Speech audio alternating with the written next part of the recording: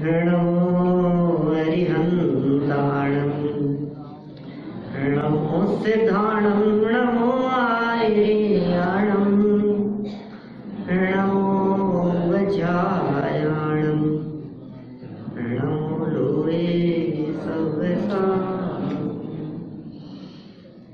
ईश सुरासुर मणुसुंदर वंदितं तोदधायिकं विमलं प्रणमामि वटमाणं चित्तं धम्मस्कर्तारम् सुर असुर इंद्र नरेंद्र वंदित कर्म मल निर्मल करण वृष तीर्थ के करतार श्री वर्धमान जिन शत शत नमन वर्धमान जिन शत शत नमन। भगवान महावीर स्वामी को वंदन करके यहाँ आचार्य कुंद देव स्वामी स्वयं अरहंत बनने का मार्ग बता रहे हैं। दर्शन मोह के नाश की यह विधि, सम्यक दर्शन उत्पत्ति की यह चर्चा, और कहा जिसे संसार से थकान लगी हो उसे सम्यक दर्शन होता है। दर्शन मोह का नाश कहो या सम्यक दर्शन की प्राप्ति कहो, ये दो बातें नहीं है, बात एक ही है। देखने का नजरिया अलग अलग है। जैसे आप सम्यक दर्शन कहते हैं उसे यहाँ दर्शन मोह का नाश कहा गया है, और कहा संसार से थकान नहीं लगेगी तो दर्शन मोह का नाश नहीं होगा। अब लगी है कि नहीं लगी मुझे नहीं मालूम, बात अपनी अपनी है, ये सब व्यक्तिगत बात है। यहाँ सामूहिक कुछ नहीं होता है देवीलाल जी, सब सामूहिक आयोजन। आजकल तो ध्यान भी सामूहिक होने लगे। ध्यान हो चाहे ज्ञान हो, तीर्थ यात्रा हो चाहे पूजन भक्ति हो, सब व्यक्तिगत होता है। हमारे यहाँ सामूहिक कुछ नहीं है। जैन परंपरा में सामूहिक नहीं होता कुछ भी। ये नहीं साहब, अभी तो निकाली थी आपने टोडरमल स्मारक से यात्रा, तमिलनाडु की सामूहिक यात्रा थी ना। कितने यात्री थे? बोले 308। किरण भाई थे ना आप? 308 यात्री थे। सामूहिक यात्रा, सामूहिक वंदना के लिए चलेंगे। तो सामूहिक वंदना में सामूहिक क्या होता है भाई साहब? सामूहिक वंदना में एक दूसरे के पैरों से चलते होंगे। बहुत स्थूल व्यवहार, असद्भुत व्यवहार से बात करता हूं। सब अपने अपने पैरों से चलते हैं। फिर सामूहिक भक्ति चल रही है, तो सामूहिक भक्ति में क्या होता होगा? सब अपना अपना बोलते हैं। जिसको नृत्य का भाव आता है वो नृत्य करता है, जिसको चंवर लेने का भाव आता है वो चंवर हाथ में लेता है, जिसको गाने का भाव आता है वो गाता है, और जो अंदर से भाव विभोर होना है जिसको, वो अंदर से भाव विभोर होता है। तो सब व्यक्तिगत कर रहे हैं कि सामूहिक कर रहे हैं? आपके गुजरातियों में सामूहिक भोजन होता है, क्या कहते हैं उसे? स्वामी वात्सल्य नहीं, और भी कुछ होता है ना ऐसा। अरे बुफे बुफे तो नहीं, वो तो हिंदुस्तानी, मतलब क्या हिंदी वालों में भी होता है।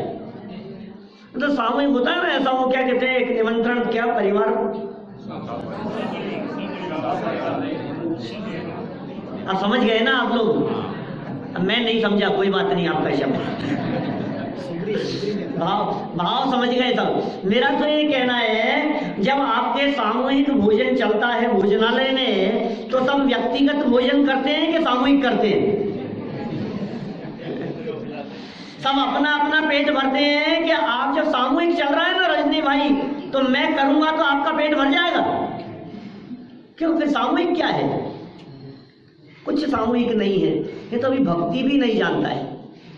अरहंतों के स्वरूप की चर्चा चल रही है, अरहंतों से मिलान की चर्चा चल रही है। अभी अरहंतों की भक्ति करना भी नहीं आता, ये भक्ति का स्वरूप भी नहीं जानता। यहाँ तो अरहंतों की भक्ति की नहीं, अरहंतों को जानने की बात कर रहे हैं। और जानन पाने में जो भक्ति होती है वो सर्वोत्कृष्ट भक्ति होती है। ये नाचने गाने को भक्ति समझता है, ये भक्ति की चर्चा आती है ऐसे समझता है कि चमर हाथ में, थोड़ी भक्ति तुम भी कर लो ना, प्रदीप भाई थोड़ी भक्ति करो, उल्लास भाई थोड़ी भक्ति करो, आप करो थोड़ी सी, ये चल तो रही है, नहीं आप करो, मतलब क्या, हाथ में चमर लो, थोड़ा सा हाथ पांव हिलाओ, इसका नाम है आप भी कर लो भक्ति, इसका नाम भक्ति नहीं है। यहां अरहंतों की भक्ति की कह रहे हैं कि नहीं, भक्ति की कह रहे हैं यहां अरहंतों की। गाथा क्या कह रही है, 80वीं गाथा प्रवचन सार ग्रंथ क्या कहते हैं, जो जान दे अरहंतम, जो अरहंत परमात्मा को जानता है, तो जानता है तो भक्ति आती होगी कि नहीं उसको। अरे जो छद्मस्त अरहंत परमात्मा के वास्तविक स्वरूप को जाने और अंदर से उसे भक्ति का भाव न उछले, तो कहते हैं अरहंत बनने का पात्र नहीं। मार्ग में अरहंतों की भक्ति आए बिना रहती नहीं है, लेकिन भक्ति में अटकना मत, भक्ति में अटकेगा तो ये भक्ति नीचे गिरा देगी। भक्ति में अटकने की बात नहीं है, ये भक्ति कैसी भक्ति, अरे नियम सार का भक्ति अधिकार पढ़ो आप, परम भक्ति अधिकार, तो पता लगेगा भक्ति किसे कहते हैं। कि नहीं साहब तो निश्चय भक्ति की बात होगी, हम तो व्यवहार भक्ति की बात कर रहे हैं, हम तो व्यवहार भक्ति की चर्चा कर रहे हैं।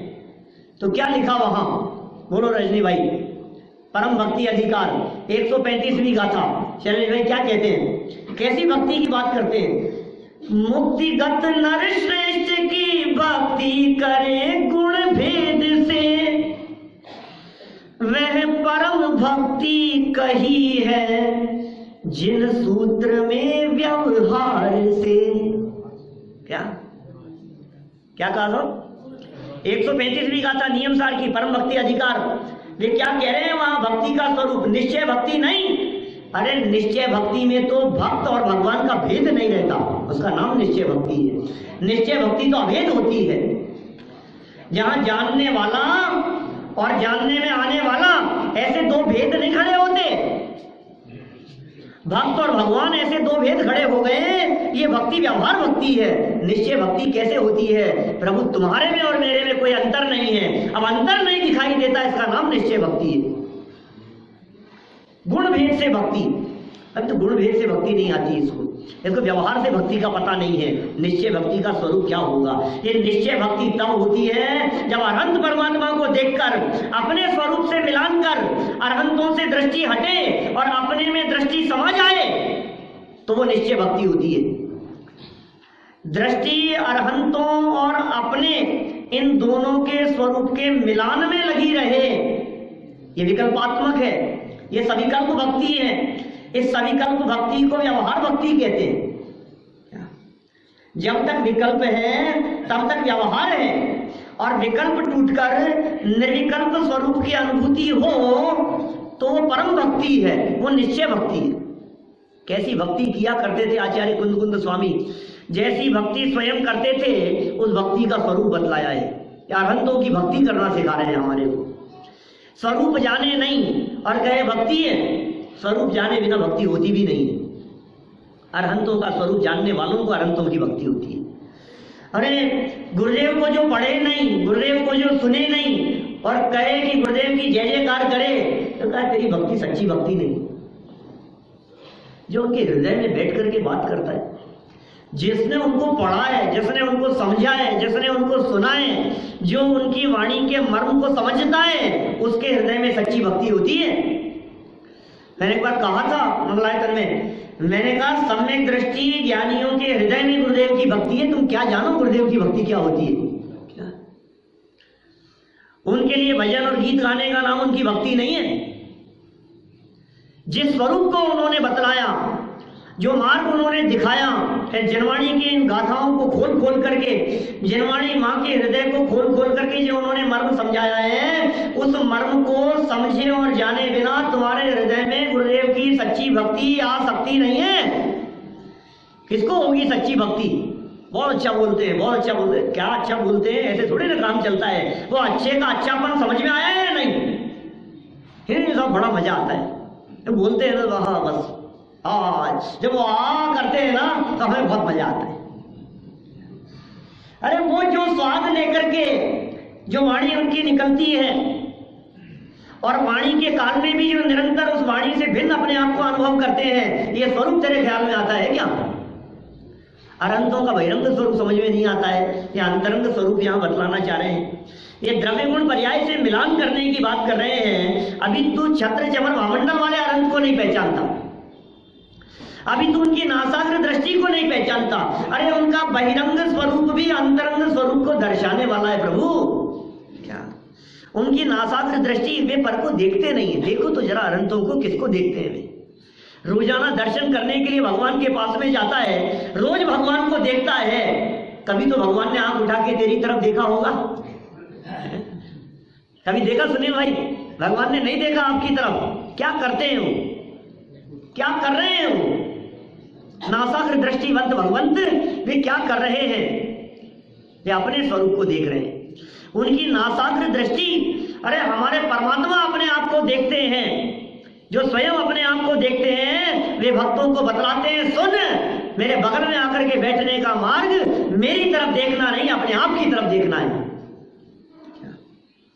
जैसा उनका द्रव्य वैसा मेरा द्रव्य, गुण भी समान और पर्याय भी समान।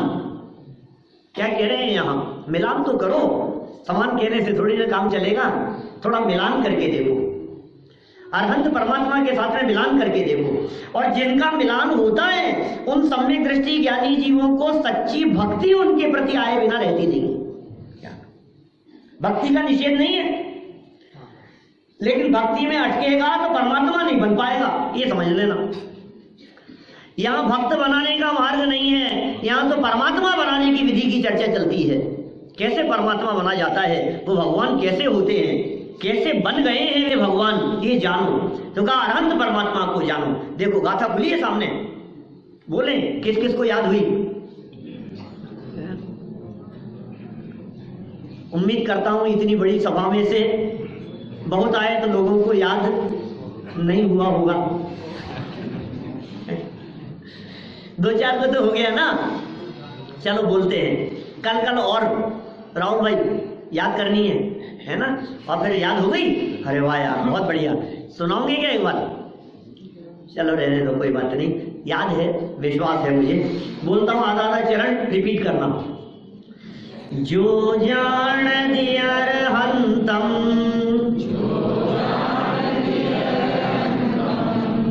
जो जान दियर हंतम,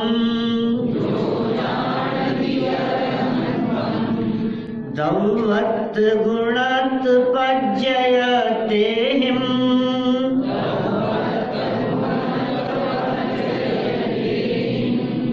सो जान दिया पाणम, मोहो खलु जादिता सलयम।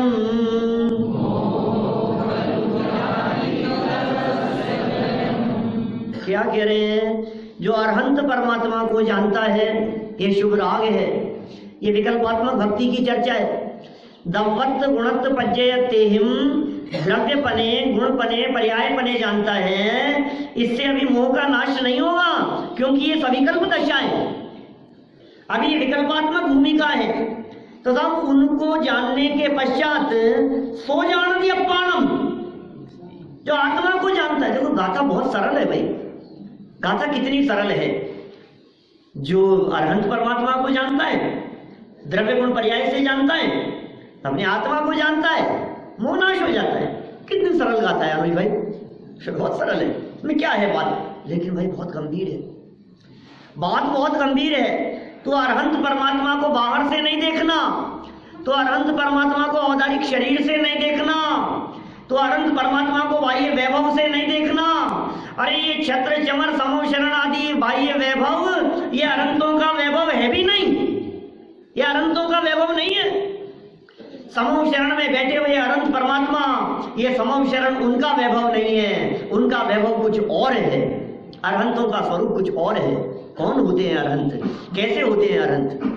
परम औदारिक शरीर वाले नहीं होते, छत्र चमर भामंडल वाले नहीं होते, अष्ट प्रातिहार्य वाले नहीं होते, क्या पृथ्वी से 5000 धनुष ऊपर नहीं होते, नख और केश जिनके बढ़ते नहीं है, नेत्रों की पलकें जिनकी झपकती नहीं है, शरीर की परछाई जिनकी पड़ती नहीं है, क्या ऐसे नहीं होते अरहंत?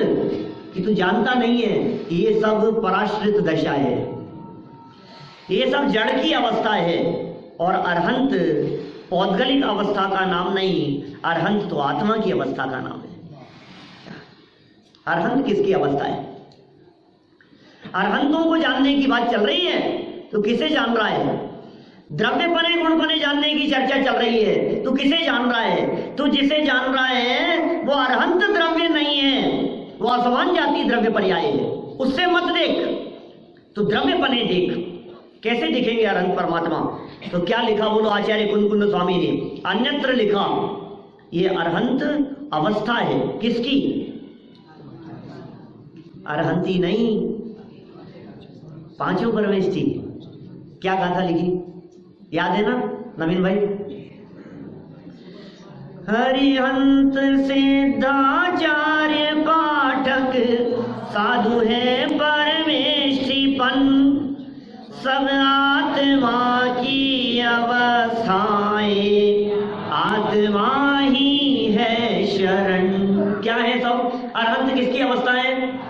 सिद्ध किसकी अवस्था है? आचार्य किसकी अवस्था है? और उपाध्याय साधु। तो शरण कौन है? पंच परमेष्ठी नहीं है। अरे पांचों के पांचों परमेष्ठी आत्मा की अवस्था है, तो शरण कौन? कि शरण भी आत्मा, आत्मा ही है शरण, इसके अलावा दूसरा कोई शरण नहीं है। जब अरहंत परमात्मा आत्मा की अवस्था है तो तू जो वर्तमान में यहाँ देह में विराजमान दिखाई देता है, असमान जाति द्रव्य पर्याय रूप, बता तेरी अवस्था कौन सी है? यह आत्मा की अवस्था है कि नहीं? द्रव्य पने मिलान कर रहे हैं। द्रव्य का स्वरूप यहां बतलाया। पहले तो ये कह दिया कि अरहंत परमात्मा को देखने से अपनी शक्ति का भान होता है। ओ, ये वही रॉ मटेरियल है जिसमें से अरहंत दशा प्रकट होती है। ये वही तत्व अंदर में विराजमान है जिसमें से अनंत सुख संपन्न दशा प्रकट होती है। लिखा ना यहाँ टीका में, कुछ पंक्तियां पढ़ी थी अपन ने, थोड़ी और आगे पढ़ते हैं, तीनों से मिलान करना है। अब तो गाड़ी नजदीक आ रही है ना। सम्यक्त्व सन्मुख मिथ्या दृष्टि सम्यक्त्व के सन्मुख होता चला जा रहा है। दर्शन मोह के नाश का काल नजदीक आता चला जा रहा है। कौन से क्षण दर्शन मोह नष्ट हो जाए रजनी भाई पता नहीं। घबराहट तो नहीं है ना? कमर कस के बिल्कुल तैयार बैठना। क्या पता कौन से क्षण बछड़े को ठंडी हवा आ रही है। धीरे धीरे बढ़ता चला जा रहा है, आगे बढ़ता चला जा रहा है। ठंडी हवा नहीं है, करण लब्धि का काल। अभी करण लब्धि का काल नहीं है, ये तो प्रायोग्य की चर्चा चल रही है। अभी तो देशना तो हमने सुनी, यहाँ गुरुदेव की भी सुनी। वो देशना उनकी तरफ से और देशना लब्धि अपनी तरफ से। अभी 10 दिन पहले पंच लब्धियों के प्रवचन किए, अभी रोजाना चल रहे हैं यूट्यूब पर, वही चल रहे हैं प्रवचन।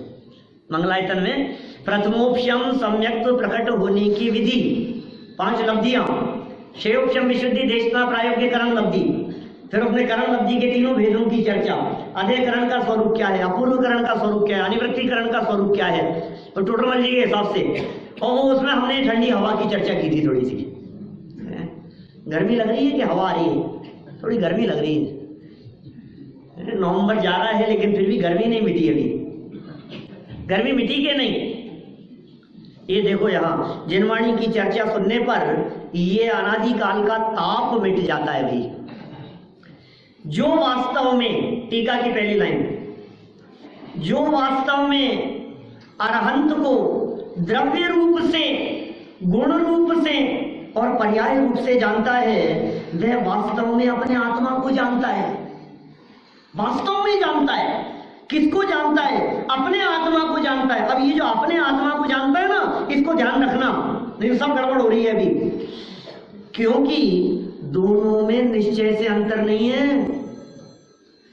अरहंतों की आत्मा में और मेरे आत्मा में निश्चय से अंतर ही नहीं है।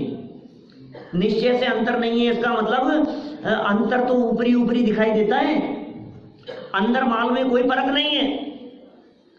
वो फिनिश्ड गुड्स है और ये रॉ मटेरियल है, इतना सा है। ये वही चीज है, निश्चय से कोई अंतर नहीं है। निश्चय भेद कछु भी नाही, वेद गिने संसार। निश्चय से कोई भेद नहीं है।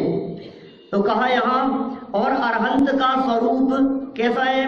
अंतिमताव को प्राप्त सोने के स्वरूप की भांति परिस्पष्ट है, सर्व प्रकार से स्पष्ट है, माने व्यक्त है, माने प्रकट है अरहंत परमात्मा का स्वरूप। और हमारा स्वरूप कैसा है? अव्यक्त है। उनका स्वरूप व्यक्त हो गया है, उनकी शुद्धता व्यक्त हो गई है, प्रकट हो गई है, और हमारे शुद्धता भी अव्यक्त नजर आ रही है। इसलिए उसका ज्ञान होने पर सर्व आत्मा का ज्ञान होता है। जैसे अरहंत परमात्मा वैसे जगत के सारे आत्मा, सर्व आत्मा का ज्ञान होता है। सुनो, ये चक्कर है यहाँ थोड़ा सा। रजनी भाई बहुत मार्मिक शब्द दिया है। शैलेश भाई क्या कह रहे हैं? उनको जानने पर सर्व आत्मा का ज्ञान होता है। हिंदी है ये, आपके गुजराती में होता तो अलग होता है, पता नहीं क्या शब्द होगा। लेकिन सर्व आत्मा का अर्थ सब आत्मा नहीं है, क्या पूरा आत्मा है क्या? सुनील भाई देखो, शब्द शब्द में फर्क पड़ जाता है थोड़ा सा। अरहंत परमात्मा को जानने पर सबकी आत्माओं का ज्ञान, सर्व आत्माओं का, सर्व आत्मा लिखा है, सर्व आत्माओं लिखते, बहुवचन लिखते यदि यहाँ सर्व आत्माओं का ज्ञान होता है, तो जैसे अरहंत परमात्मा वैसे सारे जगत के आत्मा, सर्व आत्माओं का नहीं, आत्माओं का नहीं, सर्व आत्मा का, सिंगुलर बात कर रहे हैं, एक वचन की बात कर रहे हैं, व्यक्तिगत चर्चा कर रहे हैं। सर्व आत्मा का ज्ञान होता है, इसका मतलब अखंड आत्मा का ज्ञान होता है, इसका मतलब परिपूर्ण आत्मा का ज्ञान होता है, इसका मतलब देह में विराजमान मैं जो परिपूर्ण तत्व हूं उसका ज्ञान अरहंत परमात्मा को देखने से होता है। फिर हमें बात समझ में आ रही है? शब्दों के पीछे छिपा हुआ मर्म ख्याल में आ रहा है क्या कहना चाह रहे हैं यहाँ? अखंड आत्मा का देखो क्या लिखा। इसलिए उसका ज्ञान होने पर, उसका माने किसका? अरहंत परमात्मा का ज्ञान होने पर सर्व आत्मा का, क्या आत्मा कैसा है? सभी आत्माएं नहीं, अखंड आत्मा, द्रव्य गुण पर्याय स्वरूप आत्मा, संपूर्ण आत्मा, द्रव्य क्षेत्र काल भाव में सर्व आत्मा का ज्ञान होता है। अरहंत का द्रव्य देखो, फिर अपना द्रव्य देखो, अरहंत का क्षेत्र देखो, फिर अपना क्षेत्र देखो, उनका काल देखो, अपना काल देखो, फिर उनका भाव देखो, अपना भाव देखो। एक समान दिखाई देगा उल्लास भाई? क्या उनके द्रव्य और अपने द्रव्य में क्या फर्क है? द्रव्य में तो कोई फर्क नहीं, वही द्रव्य, दोनों के द्रव्य का नाम क्या है?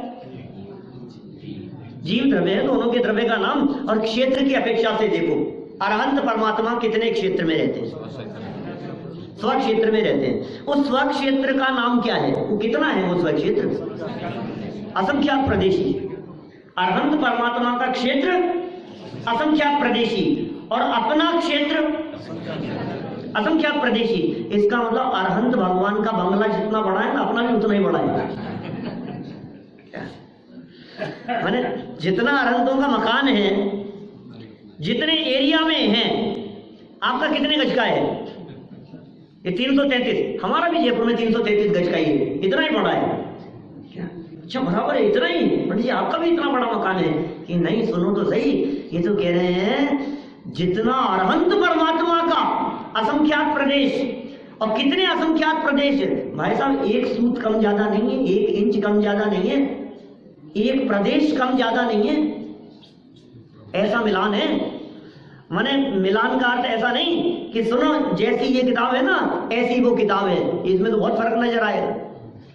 बाइंडर लोग बाइंडिंग करते हैं ना, अभी इनका वजन तोलो तो अंतर नजर आएगा आपको, कहीं प्रिंटिंग में फर्क नजर आ जाए, कहीं कटिंग में फर्क नजर आ जाए, कुछ ना कुछ कलर में, स्याही में, सब में अंतर नजर आए, वहां रंच मात्र अंतर नहीं। कितने असंख्यात प्रदेश हैं आत्मा के?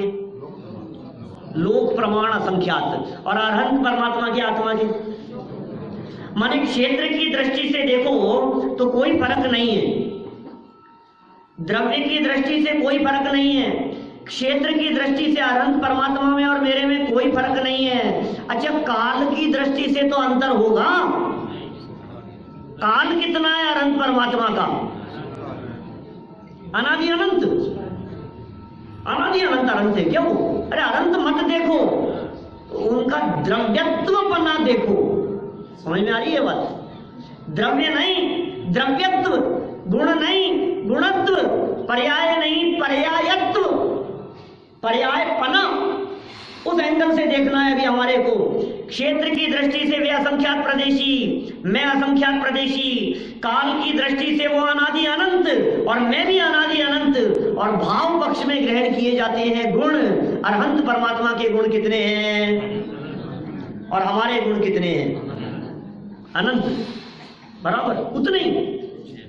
कुछ तो बढ़ गए होंगे, कुछ नहीं बढ़ा है? कुछ नहीं बढ़ा क्या बात कर रहे हो साहब? पहले तो कुछ नहीं था हमारे पास में, आज देखो आप। हम ही कर रहे थे ना चर्चा, कहां से कहां पहुंच गए। बढ़ गया कि नहीं? कुछ बढ़ रहा है कि नहीं? अच्छा देखो, चलो कोई बात नहीं, आप ऐसे नहीं समझेंगे। मैं तो एक बात पूछता हूँ, आपने कब से आना शुरू किया हिमांशु भाई यहाँ? 10 साल हो गए आपको आते हुए। 10 साल पहले जितना आपका नॉलेज था, ज्ञान था, और जितना आप जिस जगह थे, आज आपको लगता है कि कुछ बढ़े हैं आगे?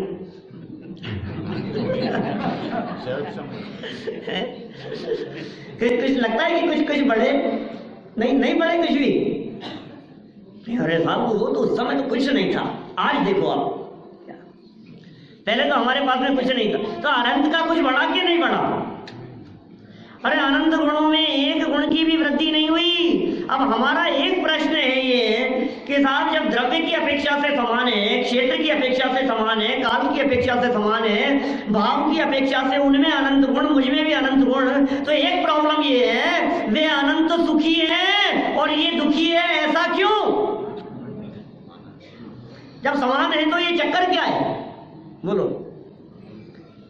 चक्कर ये है कि दोनों के पास में समान वैभव होते हुए, एक समान घर, एक समान फैसिलिटी होते हुए भी, एक पिता के 2 पुत्र और दोनों पुत्रों में बराबर बराबर बंटवारा कर दिए जाने पर भी एक बहुत सुखी है और दूसरा बहुत दुखी है। तो जो दुखी है वो दुखी क्यों है? क्योंकि वो अपनी संपदा को न देखकर दूसरे की तरफ देखता है, वो दुखी है, और जो अपनी संपदा में मस्त रहता है वो सुखी है।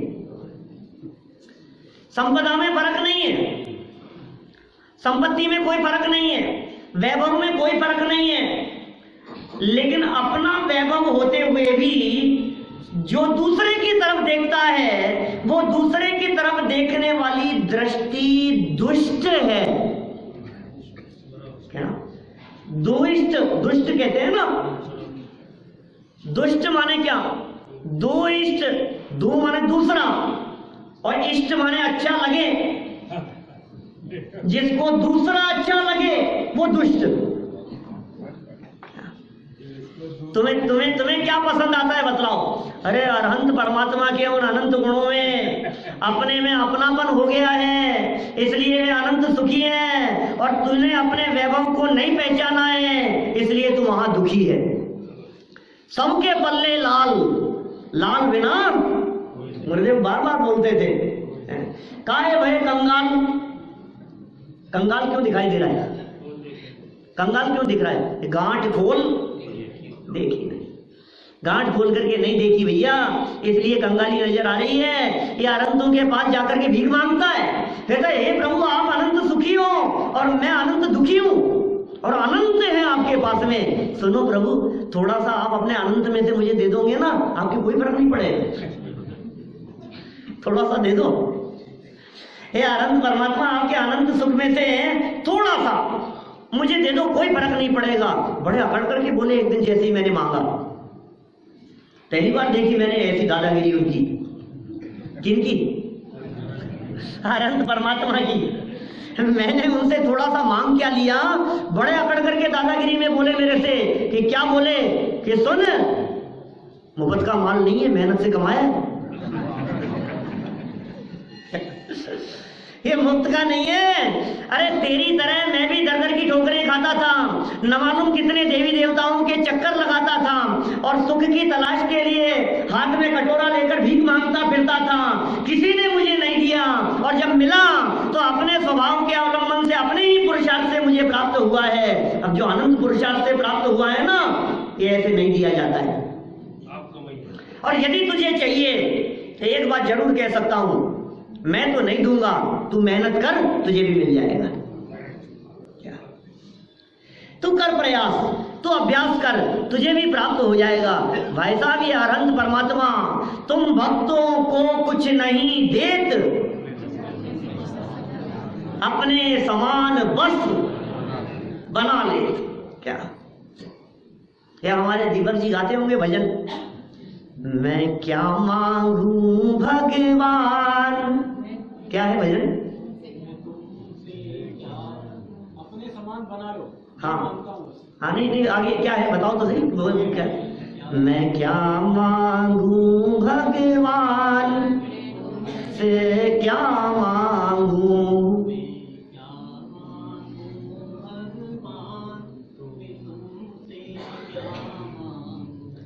क्या मांगे भाई साहब? शैलेश भाई क्या मांगे?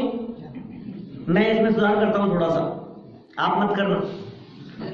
मैं क्यों मांगू भगवान, मैं तुमसे क्यों मांगू? अरे मेरे पास यदि कुछ कमी हो तो मैं तुमसे मांगू, लेकिन मेरे पास यदि कोई कमी नहीं है तो मैं तुमसे क्यों मांगू, ये बताओ। मेरे पास बहुत हालत थोड़ी टाइट हो गई थी, मार्केट एकदम डाउन हो गया, शेयर बाजार एकदम गिरने लगा, स्थिति थोड़ी खराब हो गई। तो मैंने सोचा कि मैं जाकर के थोड़ा सा इनसे, वो सेठ जी हैं, थोड़ा सा उनसे जाकर के कुछ सहयोग मांग लेता हूँ, बाद में चुका देंगे। ये मांगने की अभिलाषा से उनके पास में गया, मैंने कुछ मांगा नहीं, उससे पहले ही सेठ जी मार्केट की स्थिति का बखान करके कहने लगे कि सब खत्म हो गया।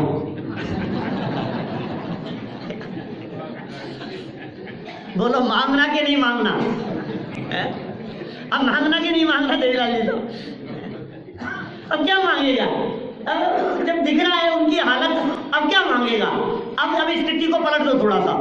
अभी ऐसी स्थिति की बात करूं कि मैं किसी से मांगने के लिए गया, अपनी स्थिति खराब देखकर जानकर किसी सेठ जी के पास में मांगने के लिए गया। सोचा उनके पास में जाऊंगा तो कुछ मिल जाएगा मेरे को। जैसे ही मैं उनके पास में पहुंचा और पहुंचते ही मैं कुछ कहने वाला था, उसके पहले ही मेरे पास में बेटे का कॉल आया कि पिताजी ठहरो। कि क्या हुआ?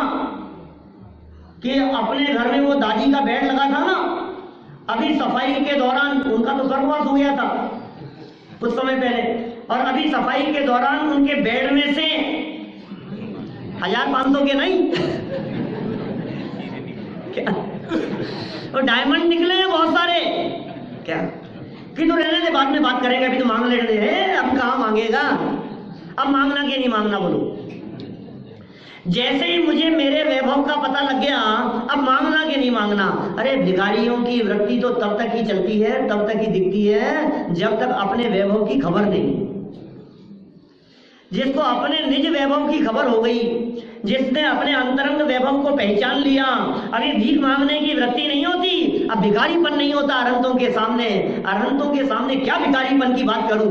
अब वो सेठ के सामने हाथ नहीं फैलाएगा, अब तो इस अभिमान के साथ में, इस दृढ़ता के साथ में निकलेगा कि अरे इतने रत्न निकले हैं, इस सेठ को तो खरीद लूं, इतना माल है।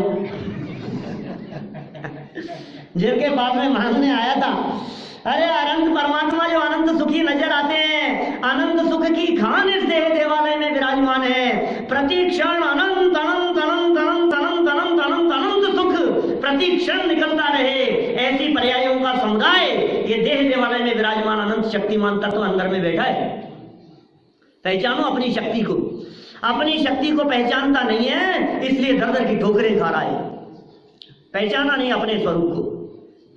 निज स्वरूप को पहचाने बिना, अपने स्वरूप को जाने बिना, अपनी शक्तियों को पहचाने बिना ये भिखारी बनकर के भीख मांग रहा है, उसको अंदाजा नहीं है। 3 लोक का नाथ बनने की सामर्थ्य जिसमें, ये चैतन्य राजा सिद्धालय के दरबार में जहां इसकी राजगद्दी लगी हुई है, वहां जाकर के विराजमान हो सके, और ये क्या कहता है कि नहीं नहीं स्वर्ग तो मिल जाए। अरे तेरा दरबार वहां लगा है, सिद्धालय में राजगद्दी लगी हुई है, वहां पर तेरे लिए, वहां जाकर के विराजमान होगा सारी अनंत काल के लिए, राज करेगा अक्षय अनंत सुख का, अनंत गुणों में केली करेगा। बोल और वो नहीं देखता है, वो कहता है पंडित जी ये आपके प्रवचन में देवलाली आना तो शुरू कर दिया मैंने आजकल, रोजाना आता हूँ, स्वाध्याय में भी आता हूँ। अब देखो पहले तो बहुत पाप किए हैं, वो नरक तो जाना है, अब तो नरक नहीं मिलेगा ना।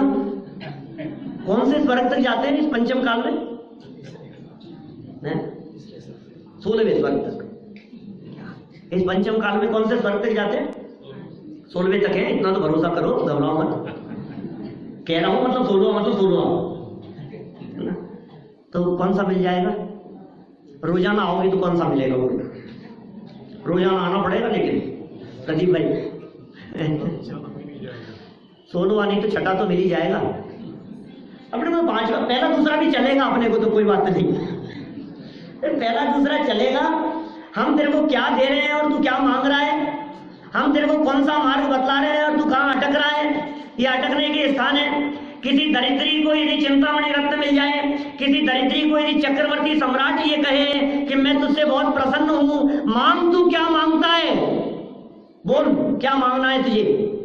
चक्रवर्ती सम्राट 6 खंड की विभूति का स्वामी और वो एक दरिद्री भिखारी को ये कह रहा है मांग, क्या मांगता है? बोल मैं आज तेरे से बहुत प्रसन्न हूं। और ये मूर्ख ये कहे कि महाराज है एल्युमिनियम की कटोरी में भी मांगता था आज तक, तो एक काम करो स्टील का दे दो,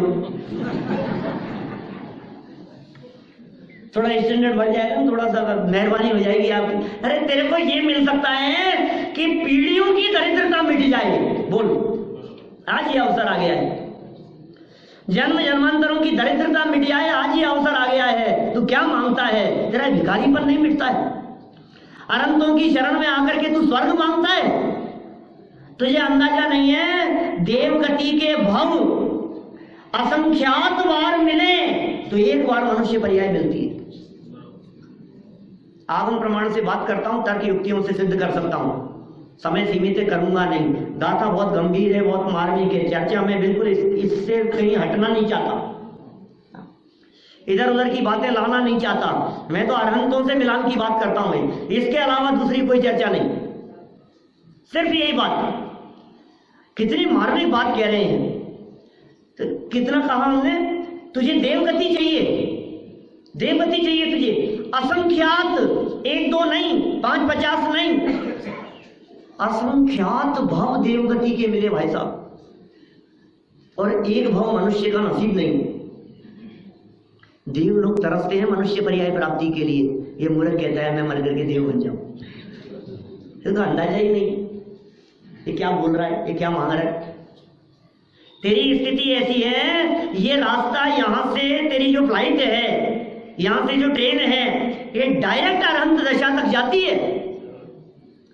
वो देवगति वालों की ट्रेन अरहंत दशा तक नहीं जाती है, चांस ही नहीं है उनके यहाँ। तो उनको टिकट ही नहीं मिलता है वहां जाने का, वहां तो उनकी बुकिंग नहीं है, उधर की कनेक्शन नहीं है वहां का। कितना भी सीमंदर भगवान के पास में चक्कर लगा ले वे, लेकिन स्वयं भगवान बनने का जो मार्ग है वो यहाँ मनुष्य पर्याय से जो आगे बढ़ता है वो देवगति से नहीं बढ़ता। ये अनंत दशा की चर्चा चल रही है। वे अनंत गुण संपन्न और मैं कैसा? अनंत गुण संपन्न। अरहंतों का और अपना मिलान कर रहे हैं अपन। द्रव्य क्षेत्र काल भाव से समानता ख्याल में आई? द्रव्य से समान है, क्षेत्र से समान है, काल से भी समान है और भाव से भी समान है। देखो द्रव्य गुण पर्याय से बतलाते हैं। यहाँ कुछ पंक्तियां यहाँ पढ़ता हूं, बहुत मार्मिक बातें हैं भाई। पर्याय से मिलानता के इतने पॉइंट बतलाऊंगा, इतने पॉइंट बतलाऊंगा क्या आपको ऐसे लगने लगेगा कि हम तो अरहंत हैं, मैं काहे को भोजनालय जाऊं, आनंद सुख का उपभोग करूं ना मैं, अब भोजनालय जाने का क्या काम है। इतनी है स्थिति। जो थोड़ी सी असमानता दिखती है ना, वो असमानता कुछ नहीं है, वो कोई मायना नहीं रखती है। समानता अनंत तो असमानता चंद उंगलियों पर गिने जाने जितनी सी। बोलो अब ये समानता को न देखकर असमानता को देख देख करके रोता है। अब क्या करें? देखो समानता नहीं दिखाई दे रही है। देखो द्रव्य गुण पर्याय का स्वरूप बतलाते हैं पहले, यहां कुछ पढ़े यहां से आगे क्या कहा, यहां अपन कहां तक पढ़नी है। इसलिए उसका ज्ञान होने पर, मिला ना, उसका ज्ञान होने पर मतलब अरहंत परमात्मा का ज्ञान होने पर, द्रव्य गुण पर्याय से ज्ञान होने पर सर्व आत्मा का ज्ञान होता है। वहां अब द्रव्य गुण पर्याय की परिभाषा, वहां अन्वय वह द्रव्य है। अन्वय अनुपसर्ग पूर्वक आय धातु से बना है अन्वय। अन्वय माने होता है पीछे पीछे, वही वही वही वही वही। कल परसों चला है ना गुरुदेव का प्रवचन, उन्होंने कहा अन्वय माने वही वही वही वही वही है। ये अन्वय है। अन्वय में धारावाहीपना है, अन्वय में निरंतरता है, अन्वय में द्रव्यपना है। ये द्रव्य का लक्षण बतलाया, ये वही है। ये द्रव्य ऐसी चीज, ऐसा लक्षण जिसके माध्यम से ये पहचाना जाए, ये वही है। इसका नाम है अन्वय। अन्वय सो द्रव्य, और अन्वय का विशेषण वो क्या है? वो है गुण। उसके जो विशेषण हैं, विशेषणों को कहते हैं गुण। और अन्वय के व्यतिरेक माने भेद, वे पर्याय हैं। माने अन्वय तो हो गया द्रव्य, यही है। अब इसको जिससे पहचाना आपने, वो जो चिन्ह थे, उसके जो विशेषण थे, जिनके माध्यम से उसे पहचाना गया, वो है गुण। और व्यतिरेक शब्द का अर्थ होता है, न्याय का शब्द है अन्वय व्यतिरेक। व्यतिरेक माने होता है भेद, व्यतिरेक माने होती है भिन्नता। भिन्नता पर्याय को देखने से दिखती है। भिन्नता कहां दिखेगी? क्योंकि पर्याय प्रति समय पलटती है। एक पर्याय दूसरी पर्याय से भिन्न है। ये जो न्यारा न्यारापन है ना, इस न्यारे न्यारेपन को क्या कहते हैं? व्यतिरेक। ये है पर्यायों का लक्षण। अन्वय ये द्रव्य का लक्षण है, उसके जो विशेषण है, अन्वय के विशेषण माने यदि जीव तत्व के विशेषणों की बात करो तो ज्ञान, दर्शन, ये उसके विशेषण हैं। और व्यतिरेकपन की बात करो तो प्रति समय उत्पन्न होने वाली पर्याय, उनमें परस्पर भेद होने से वो पर्याय का लक्षण है। देखो, सर्वतः विशुद्ध, सर्वतः माने सब ओर से, सर्वतः विशुद्ध भगवान अरहंत में, अरहंत के स्वरूप का ख्याल आने पर, अरहंतों के स्वरूप में क्या ख्याल आया? सब प्रकार से देखा अरहंत को। माने देखो, सब प्रकार से देखने का मतलब, आप जब मार्केट में कोई चीज खरीदने के लिए जाते हैं तो आप किसी वस्तु को देखते हैं। अरे एक समझ लो, ये लौकी का पीस खरीदता है, एक नींबू खरीदता है, तो सब ओर से देखता है। क्या एक आम उठा करके खरीदना हो ना, एक एप्पल खरीदनी हो, तो ठेले पर से एक एप्पल लेने के बाद में सामने से अच्छी दिख रही है तो सामने से देख के नहीं, भैया सब ओर से देख लो। तो अरहंत परमात्मा को देखा तो सर्वतः कैसे दिख रहे हैं? विशुद्ध, सर्वतः विशुद्ध भगवान अरहंत में, माने अरहंत का स्वरूप ख्याल में आने पर जीव तीनों प्रकार युक्त समय को, तीनों प्रकार युक्त समय, समय माने होता है वस्तु, और तीनों प्रकार युक्त माने बहिरात्मा, अंतरात्मा, परमात्मा। अरे नहीं यार, कौन से तीन प्रकार की बात कर रहा है? क्यों, आत्मा के तीन प्रकार और कौन से होंगे? बहिरात्मता हे जानत जी अंतर आत्म हूजे, परमात्म को ध्याय निरंतर, जो नित आनंद पूजे। नहीं, ये नहीं है, ये तीन प्रकार नहीं है। तीनों प्रकार युक्त समय, समय माने वस्तु, समय माने पदार्थ, समय माने आत्मा। समय सार में व्याख्या की ना अमृतचंद्र स्वामी ने दूसरी गाथा की टीका में, समय शब्द की व्याख्या की। समय किसका नाम? तो आत्मा, उसका नाम है समय। और तीनों प्रकार युक्त, ये तीनों प्रकार युक्त क्या है? तो ब्रैकेट में दिया, द्रव्य गुण पर्याय मय निज आत्मा को। ये तीनों प्रकार युक्त माने द्रव्य पने, गुण पने और पर्याय पने अपने मन से जान लेता है, समझ लेता है। अभी अरहंतों की शरण में आया था, अरहंत सामने विराजमान थे, अभी चक्षु से देखा था, अब कह रहे हैं मन से जान लेता है। क्या काम? चक्षु का काम खत्म हो गया, अब कर्णेंद्रिय का काम खत्म हो गया। क्या नवीन भाई? अब इंद्रियों से देखने का काम खत्म हो गया, अब बाहर से मिलान नहीं चल रहा है, अब तो उपयोग की एकाग्रता पूर्वक मन से, और किसके मन से? अपने मन से, अपने मन से जान लेता है, समझ लेता है। अपने मन से जाना तो किसको जाना? सुनो, उनको देखने के बाद में, जैसे जैसे किसी के यहाँ जाता है ना और वहां किसी चीज को देखता है और वही चीज अपने घर पर हो तो क्या याद आता है उसको? दूसरों के घर में आपके यहाँ रसगुल्ले खाए तो हमें याद आते हैं हमारे घर में रसगुल्ले कैसे बनते हैं। क्या आपके यहाँ कचौरी खाई, हमें याद आता है हमारे यहाँ कचौरी कैसी बनती है। आपने जलेबी खिलाई, मर्यादा की ये तो कहना पड़ेगा ना, क्योंकि अमर्यादित तो खाते नहीं है। तो ये तो हमें दिखता है कि आपके यहाँ कैसी है और हमारे यहाँ कैसी है। तो देखने के बाद माने उसी तरह की चीज यदि अपने पास भी हो तो अपने उपयोग का ऐसा ही स्वरूप है कि वो मिलान करता है।